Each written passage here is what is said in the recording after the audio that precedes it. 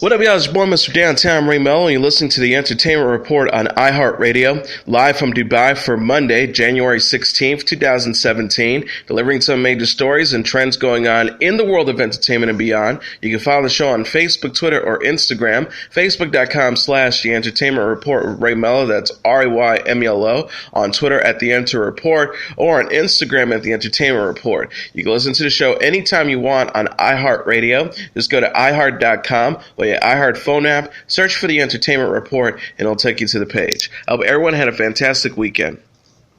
The first round of voting for the 89th Annual Academy Awards closed Friday.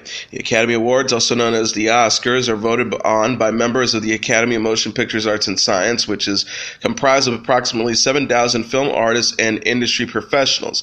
The organization is divided into 17 specific branches, which elects the nominees in their related categories. Everyone is invited to vote for Best Picture during the nominating process. Once the nominees are determined, all Academy members are eligible to vote in all of the categories.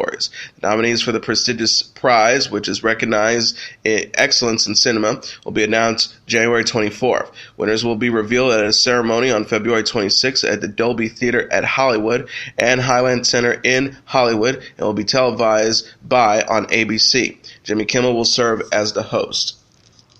Actor Jason Momoa says landing the role of Aquaman led to the best moment of his career.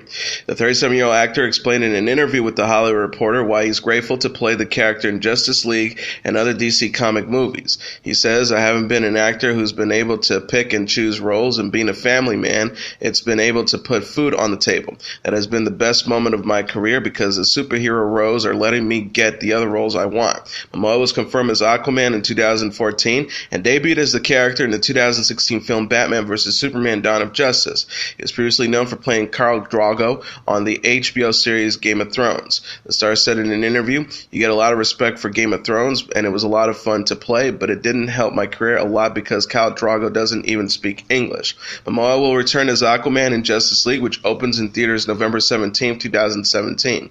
He will also star in the solo movie Aquaman, which opens in October 2018, and co-star Amber Heard and Patrick Wilson. The actor said in an interview with The List in 2015 of keeping his casting secret for years, "It was a very weird feeling. Aquaman was like winning the lottery, but you can't spend any of it." Momoa also plays Declan Harp on the Netflix series Frontier, which was renewed for a second season in October.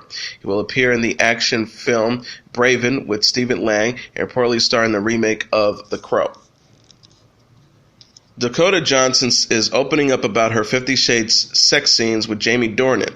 The 27-year-old actress said in the February issue of Vogue that filming 50 Shades Darker with Dornan was an uninhabited but very trusting experience. Johnson admitted nudity is really interesting for an actor. Jamie and I worked so incredibly close for so long. There were no inhibitions, and it was very honest and very trusting. But I mean, what a gamble. What if he had turned out to be a total shit? She also added, "There's no makeup, there are no clothes to tell you a bit about the story, there's no jewelry to give you a clue about social status, so it becomes purely about the performance." She said about the steamy scenes. The 50 Shades movies are based on the erotic book trilogy of the same name by E.L. James. Dornan had shared similar sentiments about working with Johnson in an interview with Good Morning America in August. He says, "We had a lot of fun together. Dakota's funny. We've been through this mad journey together. I'm very thankful that I've done it with someone who is easy to do it with because it could have been a very different experience had we not got on." The 50 Shades series follows the romance between Anastasia Steele, played by Johnson, an inexperienced college student, and Christian Grey, played by Dornan, a BDSM-loving businessman. 50 Shades Darker will be rated R for strong erotic sexual content, some graphic nudity, and language. Johnson told Vogue, "There are some very chic avenues in BDSM. It can be very beautiful and tasteful, and the materials can be luxurious. It's not like being on Hollywood Boulevard and walking by a gag ball store." She also says, "What I admire is the bravery and the honesty of people who get down with it, who aren't afraid to say that they need something a bit more in order to get off. America is still so sexually oppressed. Isn't God's gift to humans the orgasm?" 50 Shades Darker opens in theaters February 10th. The movie was preceded by 50 Shades of Grey, which opened in 2015. It will be followed by 50 Shades Freed, which opens in 2018. Katie Holmes and Jamie Corden will appear in the Ocean's 11 spin-off Ocean's 8. The 38-year-old actress was spotted arriving on the movie set Wednesday in New York and will have a cameo in the film. Corden is slated for a supporting role. Holmes told Entertainment Tonight, "I'm a fan of all the Ocean movies, so I'm happy that it has so amazing women in it, so many amazing actresses. It's really so much fun to be part of it." She added, "I play myself, it's just a cameo." Deadline reported Thursday that Corden, the host of the Late Night Show, will play an insurance investigator in the new film. Matt Damon, who played Linus Cadwell in the Ocean's trilogy, will also have a small part. The actor told E.T. in November, "I'm doing a little bit in the movie. I haven't read it yet, but the cast is phenomenal, and I'm so excited to see what those women do with it. It's going to be fun." Ocean's 8 is a female lead spin-off of the Ocean's trilogy, Ocean's 11, Ocean's 12, and Ocean's 13, which is based on the 1960s film Ocean's 11. Sandra Bullock, Cate Blanchett, Helena Bonham Carter, and Anne Hathaway will star. Damon previously told ET Canada of the spin-off, "I think it's going to be awesome. They're going to kick ass." Holmes last starred in and directed an adaptation of the Annie Weatherwax novel All We Had. She will reprise Jackie Kennedy in the Reels series The Kennedys after Camelot, which premieres this year. The 71st Annual Tony Awards are to be presented June 11th at Radio City Music Hall in New York City, CBS announced Friday. The Tonys honors theater professionals for their distinguished achievement on Broadway. No host has been named yet, but James Corden was the MC of the 2016 gala at the Beacon Theater, where Hamilton won 11 prizes, including Best Musical. Nominations for the 2016-2000 season will be revealed on May 2nd. Priyanka Chopra's publicist says that the Quantico actress is resting comfortably after suffering concussion while shooting scenes for the series. Chopra plays former FBI agent and CIA operative in training Alex Parrish on the show, which is now in its second season. TMZ reported the 34-year-old actress slipped and fell on her head while doing a stunt Thursday. An ABC spokesperson told the Hollywood Reporter Friday there was a minor incident on the New York set of Quantico last night. Her personal representative further revealed Chopra was immediately taken to the hospital, examined by a doctor, and released. She is resting comfortably at home on doctor's orders and will return to work after the weekend. Lucasfilm says there are no plans to digitally recreate the late Carrie Fisher for future Star Wars movies. The studio said in a statement on the official Star Wars website Friday, "We don't normally respond to fan or press speculations, but there is a rumor circulating that we would like to address. We want to assure our fans that Lucasfilms has no plan to digitally recreate Carrie Fisher's performance as Princess or General Leia Organa." They also added, "Carrie Fisher was, is, and always will be a part of the Lucas family. She was our princess, our general, and most importantly, our friend. We are still hurting from her loss. We cherish her memory and legacy as Princess Leia, and will always strive to honor everything she gave to Star Wars." Fisher died on December 27th at the age of 60, several days after she suffered a mid-flight heart attack. She had acted in 4 Star Wars movies to date and was expected to appear in future installments of the blockbuster space franchise. American Pastoral and I Am Sam alum Dakota Fanning is to co-star in the TNT drama based on the Caleb Carr's best-selling novel, The Alienist. Fanning will play Sarah Howard, a headstrong secretary at police headquarters. The cable network said of the program, which is scheduled to film in Budapest, Hungary, soon for a television debut later this year. Daniel Brühl was previously cast in the 19th century set show as forensic psychologist Dr. Laszlo Kreisler, and Luke Evans as reporter John Moore. The synopsis reads, the series will follow the three of them as they investigate a series of brutal murders in New York during the Gilded Age. Universal Orlando Resort, its newest ride Through New York, starring Jimmy Fallon, will officially open April 6. A press release from NBC Universal promised the attraction will give guests the ultimate Tonight Show experience as they get up close and personal with the show's most hilarious segments before taking off on a wild and action-packed ride throughout New York City against Jimmy Fallon himself. In honor of the ride's grand opening, the New York-based Tonight Show starring Jimmy Fallon will tape episodes at Universal Orlando Resorts April 3rd to the 6th. Additional details on celebrity guests and how to become a part of the show's audience are expected to be announced at a later date. Fallon hosted the Golden Globe Award ceremony in Los Angeles last Sunday. TBS says it has greenlit 10 episodes of the animated series The Cops, which was co-created by and will feature the voices of Louis C.K. and Albert Brooks. C.K. and Brooks will serve as executive producers on the series with Greg Daniels, Dinos Demonopoulos, Dave Becky, and Howard Klein. Set to debut in 2018, the show follows two Los Angeles patrolmen trying their best to protect and serve, sometimes failing at both, the cable network said in a press release. Brett Weitz, the executive vice president of original programming for TBS, said in a statement, "We have made the bold decision to put Louis C.K., Albert Brooks, and Greg Daniels at the forefront of what is going to be a serious push into animated comedy for TBS in 2018. I only hope these newbies know what they're doing." Comedy Central says it has renewed Drunk History for a 14th episode 5th season to premiere this year. The announcement was made Friday by Ken Alterman, the cable channel's president. Alterman said in a statement, "More Drunk History, say no more." Host Derek Waters added, "So exciting, grateful to do a 5th season. Oh, what a ride it's been. Thank you for driving me home." Created for television by Waters and Jeremy Connor, who also split directing duties, Drunk History is billed as the liquid narration of our nation's history. It features various guest stars drinking alcohol, then trying to explain important moments from America's past. A highlight from season 4 of Drunk History was telling the story of Alexander Hamilton, played by Ali Shawkat, and Aaron Burr, played by Aubrey Plaza, narrated by Hamilton musical creator and star Lin-Manuel Miranda. Additional guest stars on the show have included Louis Anderson, Billy Joe Armstrong, Vanessa Bayer, Josh Charles, John Cho, Kat Dennings, Anthony Edwards, Jenna Fisher, Ben Folds, Dave Grohl, Tony Hale, Colin Hanks, Ed Helms, Thomas Lennon, Jack McBrayer, Michael Keaton, Thomas Middleditch, Elizabeth Olsen, Patton Oswalt, Busy Phillips, Jesse Plemons, Kevin Pollak, Mary Lynn Rasbeek, and others.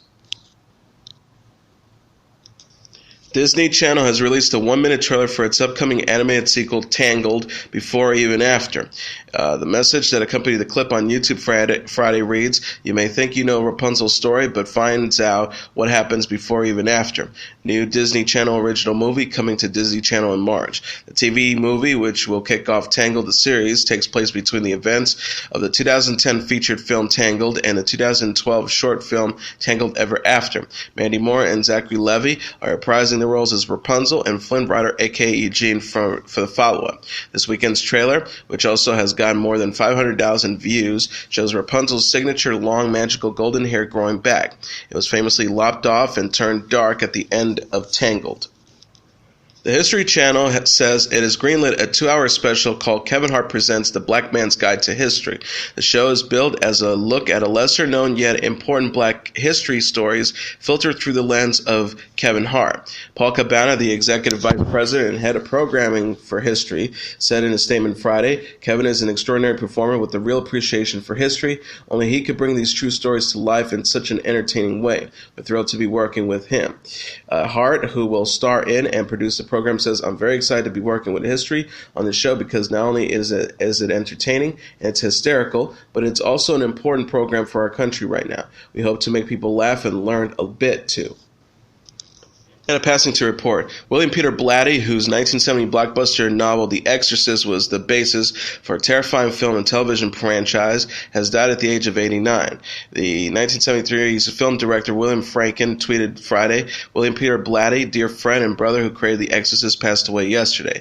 Variety confirmed the death of the New York native and Air Force veteran who won an Oscar in 1973 for the adaptation of his own 1970 novel.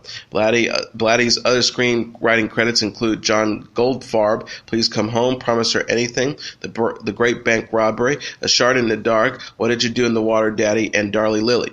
He also wrote and directed the 1980 film adaptation of his book, The Ninth Configuration, as well as 1990's The Exorcist 3, which is based on his novel Legion. Among his additional volumes are the fictional Which Way to Mecca, Jack, and the autobiographical I'll Tell Them I'll Remember You. Fox aired a critically acclaimed series in 2016 called The Exorcist, featuring characters from Blatty's original work. There is an active online fan campaign to bring it back for a second season. Dreamgirls icon Jennifer Holliday says she has changed her mind and will no longer perform at President-elect Donald Trump's pre-inauguration concert next week. Holliday, along with the rock band Three Doors Down and country music star Toby Keith, were announced as the artist booked for Thursday's event. But Holliday dropped out of the lineup after receiving criticism, particularly from her fans in the LGBT community, about her decision to partake in the festivities surrounding the Republicans' swear-in as Commander-in-Chief. An open letter published on TheWrap.com and directed to my beloved LGBT community, Holliday described herself as a bipartisan songbird and explained she had performed for numerous past presidents, regardless of their political party. She wrote, "I was honestly just thinking that I wanted my voice to be a healing and unifying force for hope through music to help our deeply polarized country. Regretfully, I did not take into consideration that my performing for the concert would actually instead be taken as a political act against my own personal beliefs and be mistaken for support of Donald Trump and Mike Pence." She described the decision as a lapse in judgment and further added, "I sincerely apologize." Holliday told the New York Times she was surprised by the backlash when she received when her involvement was announced. She says, "It brought a lot of threats from people already saying I'll never work again." She added, "If that's what America has come to, we were all hate and bully people. There's no more freedom of speech. I know everybody hates me now, but that shows we are all just hateful people right now. We don't even want to work together." In a related story, Toby Keith, Lee Greenwood, and Three Doors Down are to perform at events related to President-elect Donald Trump's inauguration this week. The Hollywood Reporter says the artists have joined the lineup for a pre-inauguration concert to be held January 19th. CNN reported the Make America Great Again welcome celebration will also feature appearances by the Piano Guys and the frontman of country. Oscar-winning actor Jon Voight, who was seen recently in the blockbuster film Fantastic Beasts and Where to Find Them, is confirmed to attend the event. Tom Barack, the chairman of the Presidential Inaugural Committee, said in a press release, President-elect Trump has made it clear that this inaugural is of, by, and for the American people. The 58th inaugural will celebrate American history and heritage while settling the course to a brighter and bolder future for all Americans. Above all, it will serve as a tribute to one of the greatest attributes, the peaceful transition of partisan power. Recording artist Jackie Evancho is set to sing the Star-Spangled Banner at Trump's official swear-in ceremony January 20th, while the Rockettes and the Mormon Tabernacle Choir will also take the stage during the inaugural festivities. Reality television star Caitlyn Jenner also is reportedly being a guest to the inauguration. The Weeknd says he's open to having kids before marriage. The 26-year-old Canadian singer discussed his romantic future in the February issue of GQ following his split from Bella Hadid and prior to dating Selena Gomez. The Weeknd told the magazine, "I feel like I'm the kind of guy that would have kids before getting married. The first thing would be kids. Marriage is scary to me, man." He also later added, "I'm much more like self-regulating than I was 4 years ago when I first started getting everything and enjoying life. I don't focus on sex as much as I used to." The star added, "Right now, it's like a good song turns me on way more. Like that gets me horny, like literally gets me horny."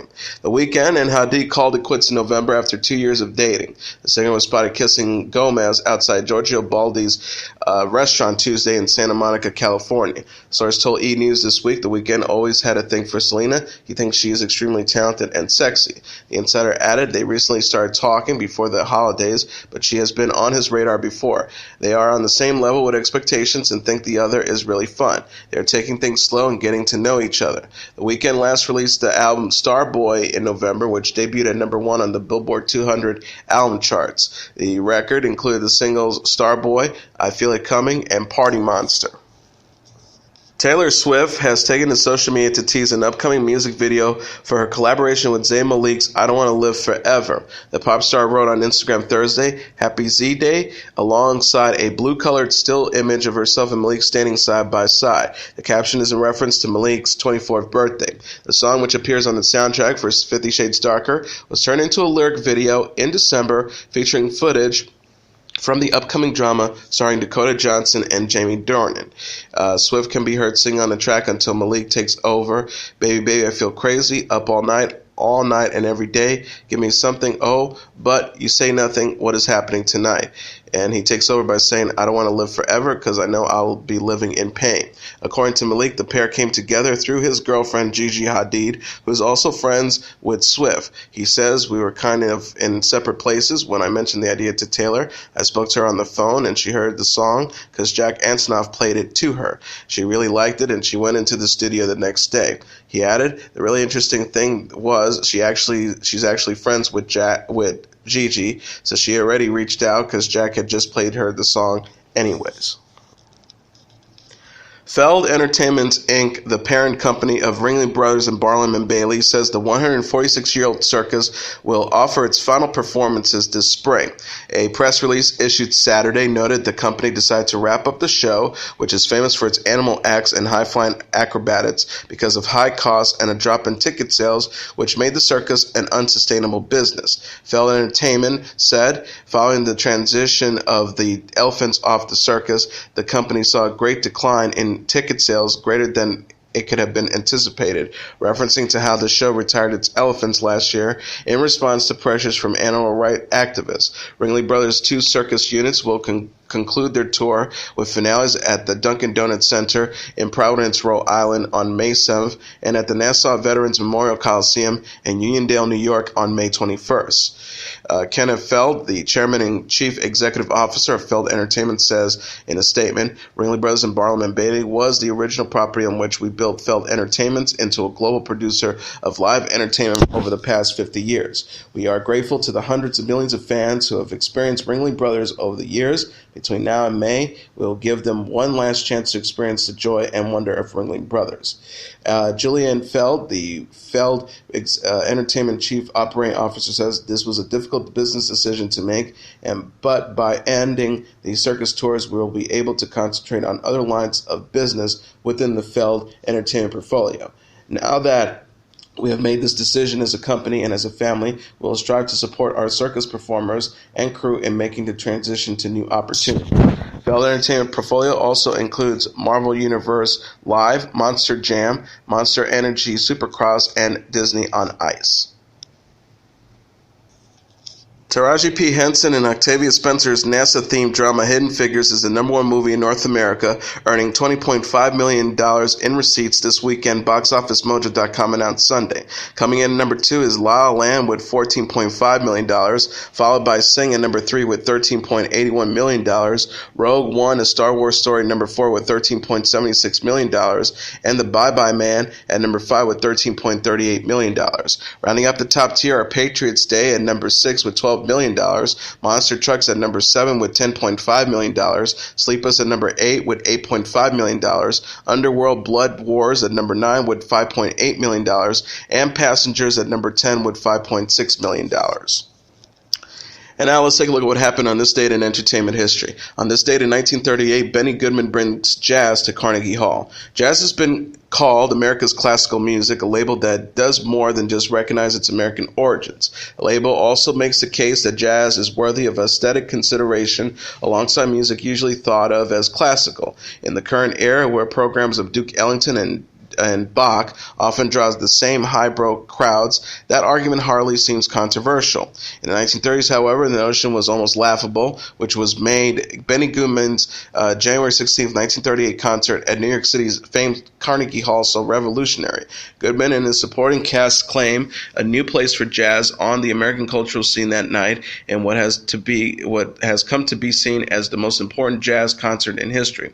Benny Goodman was at the absolute height of his legendary career when his publicist first suggested they book Carnegie Hall. He was a star on the radio, on stage, and on screen, and the label King of Swing was already attached permanently to his name. So outlandish was the suggestion that a jazz band might play inside the citadel of Americans' high culture, however, that Goodman is said to have laughed the idea off at first.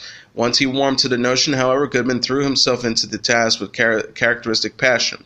In addition to numbers from the regular repertoire of his own band, which included the legendary Harry James on trumpet, Lionel Hampton on vibraphones, and Gene Krupa on drums, Goodman planned a program featuring the brand new 20 Years of Jazz piece, an extended jam session featuring the stars of the Duke Ellington, and Count Basie orchestras. The concert sold out weeks in advance, with the best seats fetching $2.75. It would be another decade before anyone who was not in the audience or listened on the radio that night would hear the famed concert. All recordings of the show were presumed lost until Goodman's sister-in-law came across a series of acetates in 1950.